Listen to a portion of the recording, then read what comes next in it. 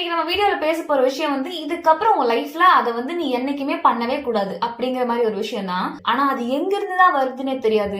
ஏதோ ஒரு நல்லது பண்ண போறோம் அப்படின்னா வந்து அங்க முன்னாடியே நின்னுக்கும், இல்லைன்னா எந்த விஷயத்துக்கு இருந்தாலும் சரி அது வந்து நின்னுக்கும். சோ அப்படி இன்னைக்கு நம்ம பார்க்க போற ஒரு முக்கியமான விஷயம் தான் ஃபியர். நம்ம எதுக்காக பயப்படுறோம்? பிறந்த குழந்தைக்கு வந்து ஏதாவது யாராவது சும்மா சத்தம் லைட்டா சின்னதா போட்ட கூட அது பயந்துரும். அதுக்கப்புறம் நீ ஸ்கூல் போனதுக்கு அப்புறம் உனக்கு எக்ஸாம்ஸ்னா பயம், ரிசல்ட்ஸ்னா பயம். அப்படியே கொஞ்சம் இந்த ஹையர் கிளாஸஸ் எல்லாம் வரும்போது பசங்க கூட பேசுறதுக்குனா பயம், பொண்ணுங்க கூட பேசுறதுக்கு பயம். அதுக்கப்புறம் காலேஜோட ஃபர்ஸ்ட் இயர் எல்லாம் உங்களை பத்தி சொல்லுங்க அப்படின்னு செல்ஃப் இன்ட்ரோ கொடுக்கறதுக்கு கூப்பிடும் போது பயம்.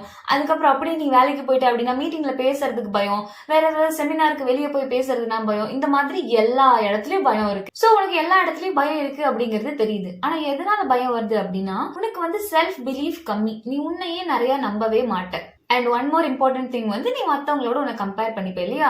சோ நீ என்னைக்கெல்லாம் பயப்படுறியோ அன்னைக்கெல்லாம் நீ ஏதோ ஒரு முயற்சி பண்ற அப்படின்னு அர்த்தம். அப்படின்னா என்ன அர்த்தம்?